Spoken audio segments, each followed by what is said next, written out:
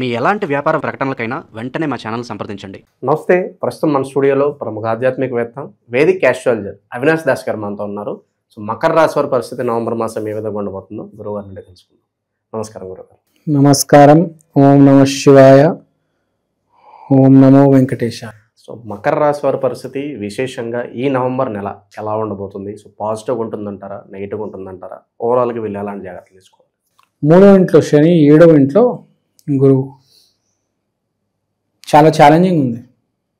అంటే సింపుల్గా చెప్పాలంటే నేను ఛాలెంజ్ అనేది కార్తీక మాసంలో ఇద్దరు చెప్తా, 2 పేర్లు చెప్తా. ఒక అతని పేరు శ్రీరామచంద్ర, ఇంకో అతని పేరు రావణాసురుడు. ఇద్దరికి ఛాలెంజ్ వచ్చింది తెలుసా? ఇద్దరికి ఛాలెంజ్ కదా. రావణాసురుడు ఛాలెంజ్ ఏంటి? వీళ్ళని ఎలాగైనా ఓడించేయాలి. రాముడు ఛాలెంజ్ ఏంటి? వీడిని ఓడించి నా భార్యని నేను తీసుకెళ్ళాలి. ఇద్దరికి ఛాలెంజ్ వచ్చింది. ఇద్దరికి యాక్చువల్గా కష్ట సమయం వచ్చింది. అవును కదా. ఎవరికి ఈజీ టైం వచ్చిందా? ఇద్దరిలో ఎవరికైనా ఈజీ టైం వచ్చిందా? ఇంట్లో కూర్చొని నిద్రపోతున్న వాళ్ళు చాలామంది ఉన్నారు అప్పుడు కదా. ఎంతమంది లేరు కదా. ఇప్పుడు మనం రావణ చాలామంది ఉంటారు. అయోధ్యలో ఎంతమంది నిద్రపోతూ ఉంటారు చెప్పండి, ఇంట్లో కూర్చొని కదా. అదే టైంలో ఇండోనేషియా, బాలి, ఆఫ్రికాలో కూడా మంచి నిద్రపోతున్న వాళ్ళు ఉన్నారు కదా. మంచి గురికేసి దుప్పటేసుకొని రీల్స్ చూస్తూ హ్యాపీగా ఉన్నారు అప్పుడు. కానీ ఛాలెంజ్ ఎవరికి వచ్చింది? రాముడు, రావణాసురుడు. వీళ్ళే ఛాలెంజ్ కదా. ఆంజనేయ స్వామిది కూడా ఛాలెంజ్ కాదు, వాళ్ళు సపోర్టు. రావణాసురుడి సైడ్ కూడా అందరు సపోర్టే. కుంభకర్ణుడు, ఇంద్రజీతు వీళ్ళందరూ సపోర్టే. కానీ మెయిన్ టెన్షన్, మెయిన్ ఛాలెంజ్ ఎవరికి వచ్చింది?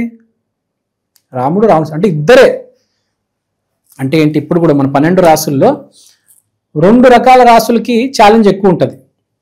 దాంట్లో మకర రాశి ఒకటి. వీళ్ళకి ఛాలెంజ్ 7వ ఇంట్లో గురువు, 3వ ఇంట్లో శని. 3వ ఇంట్లో శని అంటే కొండంత ఛాలెంజ్. అంటే వీళ్ళకి ఒక పని పడుతుంది. సింపుల్గా చెప్పాలంటే నేను రాముడి పని ఏంటి? ఆ యుద్ధం జరుగుతున్నప్పుడు ప్లాన్ చేయడము, స్కెచ్ వేయడము. అప్పుడు రావణాసుడు ఏం స్కెచ్ చేశాడంటే, నేను పని చేస్తాను, ఆంజనేయ స్వామితో ఇంకోటి లక్ష్మణుడితో యుద్ధం చేస్తాను, రాముని అటువైపు బిజీ పెడదాము, రాముడు వేరే వాళ్ళతో యుద్ధం చేసే లోపల ఇక్కడ నేను లక్ష్మణుడిని వీడి మీద విజయం సాధించేస్తాను అని వాడు స్కెచ్. రాముడు ఏం చేశాడు? ఆ స్కెచ్ని ముందే గమనించేశాడు. వచ్చేసి డైరెక్ట్ రావణాసుడితో పెట్టుకుని రావణాసుడిని చంపేశాడు. యాక్చువల్గా రావణాసుడి ప్లాన్ ఏంటి? ముందు లక్ష్మణుడిని వేద్దామని కదా. దాంట్లో సక్సెస్ కూడా అయ్యారు. ఇంద్రజీత్ వచ్చి మన లక్ష్మణుడి మీద నాగాస్త్రం వేస్తాడు, గుర్తుందా? అప్పుడు ఆంజనేయ స్వామి హిమాలయాలకు వెళ్ళి ఏదో కొండ పట్టుకొస్తాడు. దాంట్లో ఏదో చిన్న ఆయుర్వేదిక మూలికలు ఉంటే దాంతో ట్రీట్మెంట్ చేస్తాడు. రావణుడు స్కెచ్ ఫలించింది. ఏదైతే చేద్దాం అనుకున్నాడో అది చేశాడు. కానీ లాంగ్ రన్లో ఓడిపోయాడు. కానీ షార్ట్ పీరియడ్లో వాడి స్కెచ్ సక్సెస్ అయింది. కానీ రాముడు కూడా ఆ ఛాలెంజ్ ఫేస్ చేసి ఏదో ఇంకా అయిపోయే లోపల లక్ష్మణుడిని కాపాడి రావణాసుడిని ఫినిష్ చేశాడు. ఆంజనేయ స్వామి సపోర్ట్ చేశాడు. సో ఛాలెంజ్ వచ్చింది, స్కెచ్ చేయాల్సి వచ్చింది. సో ఈ మకర రాశి వాళ్ళు ఏంటంటే వీళ్ళకి ఫస్ట్ ఒక ఛాలెంజ్ వస్తుంది. వీళ్ళ నెత్తి మీద ఒక ప్రాబ్లం వస్తుంది. వీళ్ళు ఒక స్కెచ్ చేయాలి. దాన్ని ఎదురు వెళ్ళి ఢీ కొడితే ఓడిపోతారు. ముందు ఒక స్కెచ్ వేస్తే అప్పుడు నీకు వచ్చిన ప్రాబ్లమ్ని నువ్వు ఫేస్ చేయగలవు. నువ్వు స్కెచ్ వేయకుండా ఎదురు వెళ్తే లక్ష్మణుడిలాగా ప్రాబ్లం వస్తుంది. రాముడిలాగా స్కెచ్ చేసి అప్పుడు ఎదుర్కోవాలి. రాముడు కూడా నేల మీద పోరాటం చేయలేదు, రావణాసుడితో ఆకాశంలో పోరాటం చేశాడు. రాముడు నేల మీద గనక బ్రహ్మాస్త్రం వేసుంటే ఆ బ్రహ్మాస్త్రం నుంచి వచ్చే వేడికి ఆ న్యూక్లియర్ ఎక్స్ప్లోషన్ జరిగి భూమి మొత్తం నాశనం అయిపోయేది. ఆకాశంలోకి తీసుకెళ్ళిపోయి ఇంద్రరథం మీద కూర్చొని ఆ రథాన్ని ఆకాశం మీదకి తీసుకుపోయి ఆంజనేయ స్వామి సహాయంతో అక్కడ రావణాసుడిలో రావణాసురుడితో ఆకాశంలో పోరాటం చేశాడు. అప్పుడు బ్రహ్మాస్త్రం వదిలాడు. ఆ బ్రహ్మాస్త్రం నుంచి వచ్చిన వేడంతా ఆకాశంలో వ్యాపించింది. అట్మాస్ఫియర్లో నీళ్ళ దాకా రాలే, మనుషులు సేఫ్. సో రాముడికి ఒక క్లియర్ కట్ స్కెచ్ ఉంది. ముందు ఆకాశంలోకి వెళ్ళాలి, 2 అక్కడ బ్రహ్మాస్త్రం వేయాలి, ఇక్కడ నేల మీద ఉండి నేను బ్రహ్మాస్త్రం వేస్తే మన సైన్యం అంతా చనిపోతుంది అని ఫస్ట్ స్కెచ్ చేశాడు. సెకండ్ పైకి వెళ్ళాడు. థర్డ్ నాభి మీద కొట్టాడు రావణాసుడు, నాభి మీద. అది కూడా ఒక స్కెచ్చే. అదే ఇవన్నీ కాకుండా డైరెక్ట్ వెళ్ళి పోట్లాడుంటే ఏమయ్యేది? ఫస్ట్ బ్రహ్మాస్త్రంతో సైన్యం అంతా చచ్చిపోయేది. తల మీద దాడి చేస్తుంటే ఇంకో తలకాయ వచ్చేది. 2 స్కెచ్లు వేసాడు. తల మీద కొట్టలే, నాభి మీద కొట్టాడు. నేల మీద యుద్ధం చేయలే, ఆకాశంలో యుద్ధం చేశాడు. సో ఫస్ట్ స్కెచ్, తర్వాత ప్రయత్నం. అంటే ముందు నీ మైండ్ వాడాలి నువ్వు. ఈసారి మైండ్ వాడితే ముందుకెళ్తావు, లేకపోతే వేడికి నువ్వు పోతావు, మీ వ్యాపారం పోతుంది, మీ వాళ్ళు పోతారు. సో మెయిన్ ధర్మంగా ఉండాలి. రావణాసుడు అదే చేశాడు. వాడు కూడా ఆకాశంలోనే యుద్ధం చేశాడు. వాడు కూడా మంచి అస్త్రాలు వేసాడు, కానీ ధర్మం లేదు వాడి వైపు. వాడు కూడా మంచి స్కెచ్ చేశాడు. వాడు కూడా చంపేద్దామని ఫిక్స్ అయ్యాడు. వాడు తక్కువవాడు ఏం కాదు, కానీ ధర్మం లేదు కాబట్టి ఆ టైంలో మైండ్ పనిచేయలేదు, ఓడిపోయాడు, స్కెచ్ వేయలేకపోయాడు. సో పాయింట్ ఏంటి? మీరు వ్యాపారం చేస్తే ఈసారి ఈ నెల మోసం చేయొద్దు. చాలామంది, నేను చెప్పొద్దు, కిరాణా షాపులలో ఎక్కువ రేట్లకు సామాన్లు అమ్మేస్తూ ఉంటారు. తర్వాత కార్తీక మాసంలో ఇబ్బందులు పడుతూ ఉంటారు. ఈ టెస్టు, ఆ బ్లడ్ టెస్టు, ఈ హాస్పిటల్లో బిల్లు కట్టాలి, హాస్పిటల్లో బిల్లు కట్టాలని. సో అవన్నీ జరగకూడదంటే ఈ మాసం నీతి నిజాయితీగా వ్యాపారం చేయండి. ప్రతి మాసం చేయాలి. మెయిన్గా ఈ మాసం నీతి నిజాయితీగా వ్యాపారం చేస్తే బాగుంటుంది. సరుకులు ఏదైనా కిరాణా షాప్ స్టార్ట్ చేయాలంటే నెల బాగా కలిసి వస్తుంది. ఉన్న ఉద్యోగాలు కోల్పోయే అవకాశాలు అని కనిపిస్తున్నాయి గురువు. కాస్త ఇలాంటి ఇబ్బందికర పరిస్థితులు ఏమన్నా?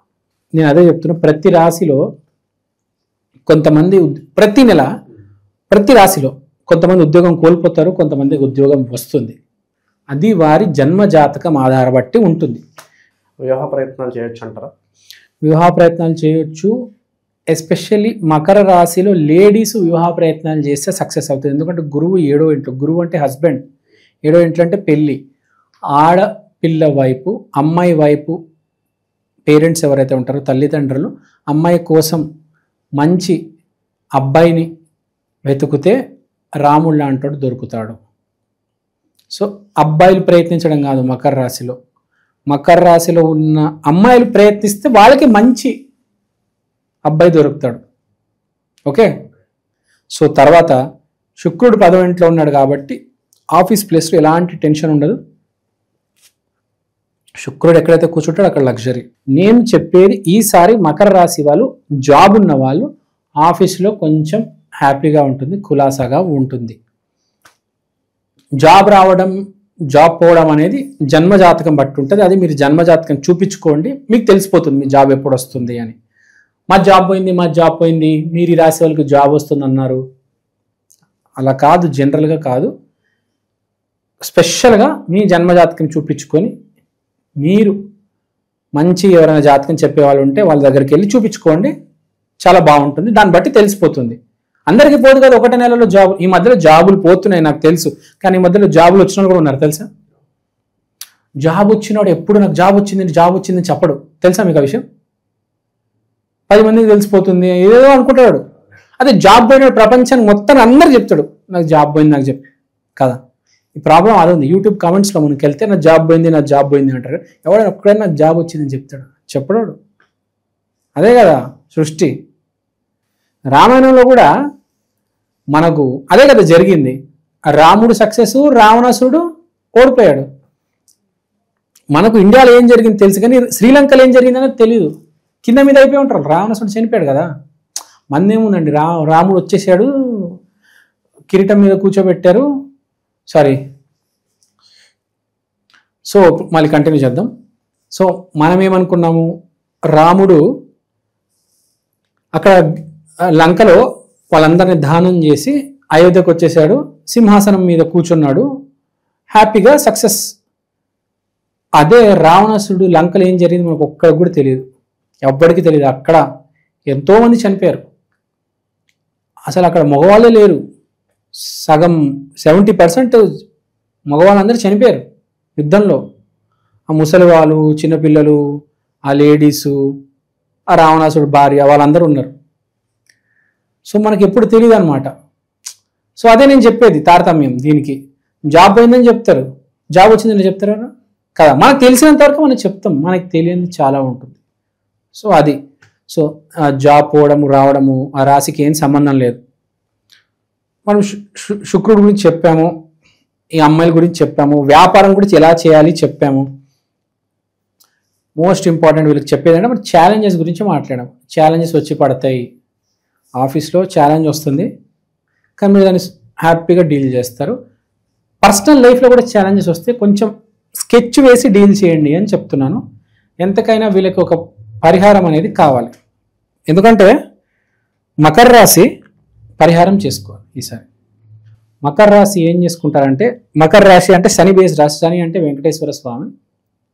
శనివారం రోజు వెంకటేశ్వర స్వామి ఆలయానికి వెళ్ళండి.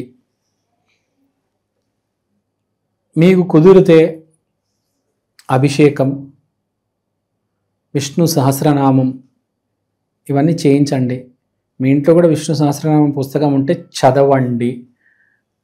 ఒకటి చెప్తారండి, మీరు యూట్యూబ్లోకి వెళ్తే ఏ ఛానల్లో ఏ భాషలో, Hindi, Telugu, Punjabi, Tamil, Assamese, Gujarati, Indonesia, America, English, ఏ భాషను తీసుకోండి, నామస్మరణ చేయమని చెప్తారు. మీరు ఎంత నామస్మరణ చేస్తే మీ కర్మలన్నీ అలా మెల్లిగా కరిగి కరిగి ఇంప్రూవ్ అవుతుంది మీ జాతకం. నామస్మరణ అనేది చేయాలి, లేకపోతే కనీసం వినాలి. ఎక్కడైనా గుడిలోకి వెళ్తే మీరు కనీసం అక్కడికి వెళ్ళి వినండి విష్ణు సహస్రనామం, లేకపోతే యూట్యూబ్లో విష్ణు సహస్రనామం వినండి. చేయలేకపోతున్నారా వినండి, వినలేకపోతున్నారా చేయండి. ఒక రకంగా నామస్మరణనే చేస్తే ఇంప్రూవ్ అవుతుంది. అది కొంచెం జాగ్రత్తగా ఉండాల్సిన సమయం. మకర రాశి మరీ బ్యాడ్ కాదు, మరీ గుడ్ కాదు, it's okay, neutral, all is well, God is great. So మన ప్రేక్షకులందరి కోసం నేను ఒక చిన్న ప్రోడక్ట్ తీసుకొచ్చాను, ఒకసారి మీ అందరికీ చూపిద్దాం అనుకుంటున్నాను. ఈ ప్రోడక్ట్ పేరు ఈక్షన్, అంటే ఈ క్షణం. ఇది ఒక డిజిటల్ వాల్ క్లాక్. మీకు ఫస్ట్ నేను చూపిస్తాను. ఇదే అండి ఈక్షన్. ఈ డిజిటల్ వాల్ క్లాక్లో మీరు దేవుడి పటం చూడొచ్చు.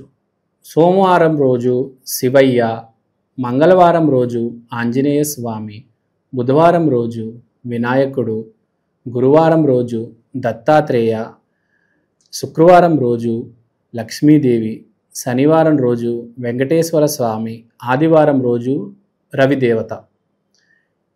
దీంట్లో మీరు దేవుడి పటాలు కాకుండా సమయం కూడా చూసుకోవచ్చు. అలానే తిథి, వారం, నక్షత్రం, అమృత ఘడియలు, యమగండం, రాహుకాలం ఇలాంటివన్నీ కూడా చూడొచ్చు. ప్రతిరోజు మీకు దేవుడి పటం అనేది మారడం జరుగుతుంది. అలానే టైం కూడా ప్రతి సెకండ్ చేంజ్ అవుతూ ఉంటుంది. తిథి, వారం, నక్షత్రం ప్రతిదీ చాలా డీటెయిల్గా ఉంటుంది. ఈ ప్రోడక్ట్ మీకు చాలా రీజనబుల్ ప్రైస్కి అవైలబుల్ ఉంది. మీకు ఈ ప్రోడక్ట్ కొనాలని ఇంట్రెస్ట్ ఉంటే కింద నా నంబర్కి వాట్సాప్ చేయండి. ఈ ప్రోడక్ట్ మీరు అమెజాన్లో కూడా కొనవచ్చు. ఈ ప్రోడక్ట్ ఆల్రెడీ చాలా సేల్స్ ఉన్నాయండి అమెజాన్లో. మీరు కనుక వెళ్ళి ఈక్షన్, EKSHAN అని టైప్ చేస్తే వాల్ క్లాక్ మీకు ఇది కనిపిస్తుంది. ఇది వేరే రకరకాల డిజిటల్ ప్లాట్ఫామ్స్లో కూడా మీకు ఆల్రెడీ అవైలబుల్ ఉంది. ఇది చాలా సేల్స్ ఉంది. చాలామంది ఆంధ్ర, తెలంగాణలో దీన్ని ఆర్డర్ చేసుకున్నారు. మీరు కూడా ఆర్డర్ చేసుకోండి. దేవుడు పటం కన్నా మించింది ఏదీ లేదండి. అది కూడా డిజిటల్, మీకు చేంజ్ అవుతుంది ప్రతిరోజు. సో ఎవరైతే ఈ జాతకాలు, హోమం, వాస్తు, స్పిరిచువాలిటీ బేసిక్గా ఎవరైతే నమ్ముతారో మీకు ఇది చాలా హెల్ప్ అవుతుంది. మీకు ఇది ఒక మినీ పంచాంగం, ఒక డిజిటల్ పంచాంగం లాగా మీరు దీన్ని యూజ్ చేయొచ్చు. సో మీరు ఇంట్రెస్ట్ ఉంటే దయచేసి నా వాట్సాప్ నంబర్కి కాంటాక్ట్ చేయండి. చాలా బాగా వివరించారు. ధన్యవాదాలు. ధన్యవాదాలు.